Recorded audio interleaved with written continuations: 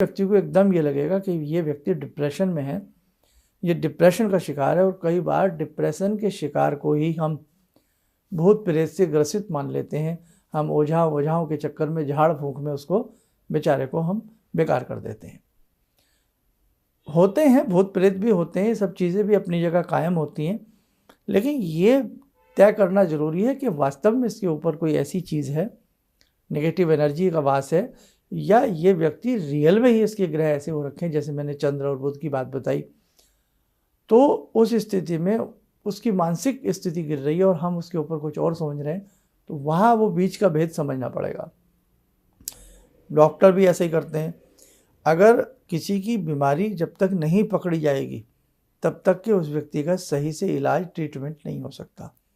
बीमारी पकड़ी जाए तो इलाज संभव आसानी से हो जाता है। इसीलिए ब्लड टेस्ट कराएं, आपके बॉडी चेकअप कराइए। सारे टेस्ट होने के बाद वो देखते हैं। और जो अनुभवी पहले वैद्य हुआ करते थे, आज भी हैं यदा कदा, ऐसी बात नहीं है, तो वो केवल नब्ज पकड़ करके, उन्हें किसी टेस्ट की आवश्यकता नहीं होती थी कि भाई आप इतने सारे पैसे लगा करके टेस्ट लाओ करा के फिर हम बताएंगे क्या है। वो ऐसे नब्जी वैद्य हुआ करते थे, और आज भी हैं, जो केवल नब्ज का ज्ञान रखते थे, नाड़ी शास्त्री होते थे। वो पकड़ते ही बता देते थे कि इस शरीर में, इस व्यक्ति के वात, पित्त, कफ, किस चीज़ की बाहुलता हो रही है, किस चीज़ की कमी हो रही है, और उस चीज़ के हिसाब से वो उसका ट्रीटमेंट किया करते थे। बहुत सारी हमारी आज विद्याएं विलुप्तता के कगार पर हैं। उसमें ज्योतिष शास्त्र भी है। ज्योतिष शास्त्र बहुत गंभीर शास्त्र है। और ज्योतिष शास्त्र में जैसे इसकी शाखाएं हैं, ब्रांच हैं, 2 मुख्य शाखाएं इसकी बहुत ज़्यादा हैं। आपकी ये गणित फलित में तो आती है, लेकिन पामिस्ट्री, हस्तरेखा विज्ञान, और आपका ये ज्योतिष विज्ञान, जो आप कुंडली से लेकर के चलते हैं। तो दोनों विद्याएं भी अब ठीक है, मैं कुछ नहीं कह सकता यहाँ पर, लेकिन इन दोनों विद्याओं में भी बहुत अब रिसर्च की आवश्यकता है, बहुत मेहनत की आवश्यकता है। बाकी कोई भी 2-4 किताब पढ़कर तो हम कुछ भी सीख सकते हैं। आपका लगन ये है, आपकी राशि ये है, आपके ग्रह इस डिग्री में है, आपको कालसर्प है, मांगलिक है, इतना तो आप हमारे आओ ज्योतिष सीखें, हमने एक प्लेलिस्ट बनाई हुई है वेबसाइट पर भी और उस पर भी, वहाँ से भी आप सीख सकते हैं। लेकिन ये विषय बहुत गंभीर था। आप एक बात बताएं आपको, 35 ईयर्स हमें हो गए हैं और हमें आज भी ये लगता है हमें कुछ नहीं आता। आप यकीन मानना, 35 साल होने के बावजूद भी हमें लगता है कि हमें कुछ भी नहीं आता। और यदि 3500 वर्ष भी हमें मिल जाए तो लगेगा कि हम अभी अध्ययन ही कर रहे हैं, क्योंकि कोई भी विद्या एक जन्म में हम पूर्ण नहीं हो सकते। पूर्ण तो केवल ईश्वर ही है। एक विद्या को जानने समझने के लिए, और ऐसी गंभीर विद्याएं जो व्यक्ति के भूत, भविष्य, वर्तमान को अपने उदर में लपेटे पड़ी हूँ, तो भैया इन सब विद्याओं में बहुत आवश्यकता है बेटा, बहुत आवश्यकता है। इसलिए किसी की भी बात सुनकर के जल्दी से डरा मत करो, और जल्दी से कोई ऐसे टोने टमके करने के लिए अपने आप को प्रेरित ना किया करो।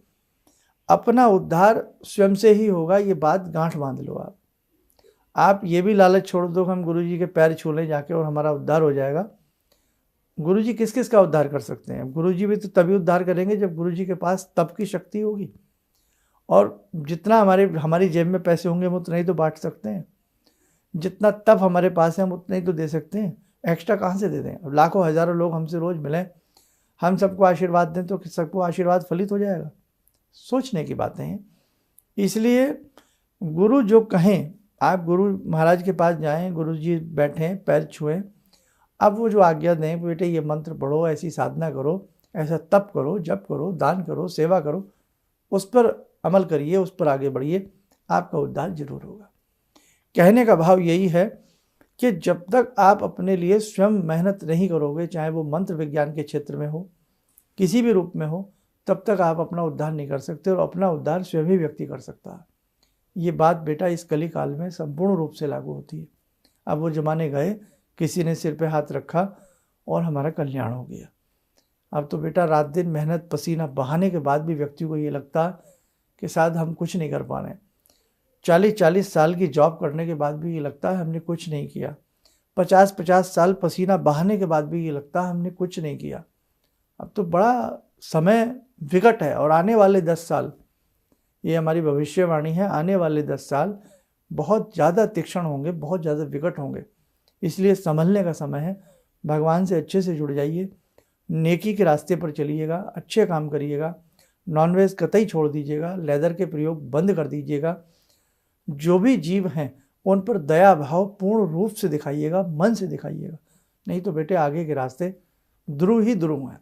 आप देख ही रहे हैं किस प्रकार से युद्ध की स्थिति जगह जगह, बहुत सारी बातें हैं। खैर, तो हम बात कर रहे थे कि उस व्यक्ति का चंद्र बल क्षीण होने से उसकी सोच की शक्ति कमज़ोर होगी, बुद्ध कमज़ोर होने से भी शक्ति कमज़ोर होगी, और वो व्यक्ति धीरे धीरे डे बाई डे डिप्रेशन का शिकार में चला जाएगा।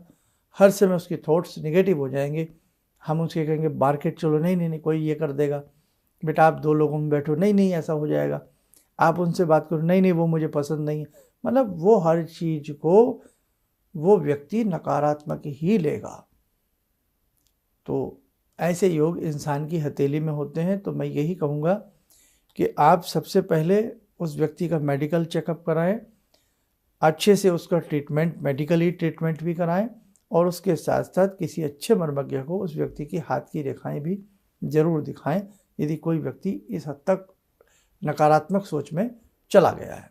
ठीक है, और कुछ मैं उपाय आपको बता भी देता हूँ।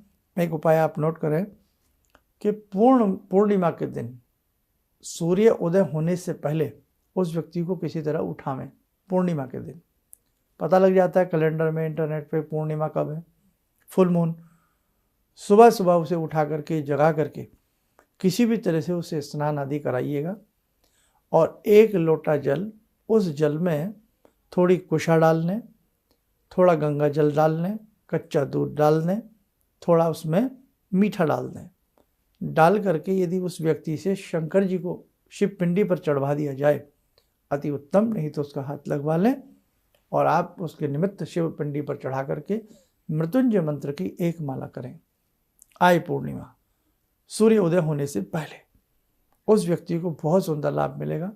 आप संध्या के समय की बात सुनो, शाम के समय चंद्रमा अपने पूरे ओज तेज में हो, यानी कि पूरी छटा रोशनी उनकी बिखर रही हो, चंद्रमा की शीतल रश्मियाँ पृथ्वी को अपनी आभा से ढांप रही हों, सुंदर से चंद्रमा में दिख रहे हों, चंद्रमा को निहारते समय उस व्यक्ति से 40 बार चंद्र का मंत्र बढ़वाएं।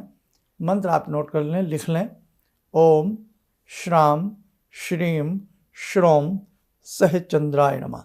दोबारा सुन लें, ओम श्राम श्रीम श्रोम सह चंद्राय नमः। वो ना बोल सके तो आप एक कटोरी में थोड़ा सा जल रख लें चंद्रमा के सामने, और इसी मंत्र को 40 बार पढ़ें, क्योंकि कर्क राशि के स्वामी चंद्रमा होते हैं, और 12 राशियों में चंद्रमा की राशि जो है वो 4थे नंबर पर आती है।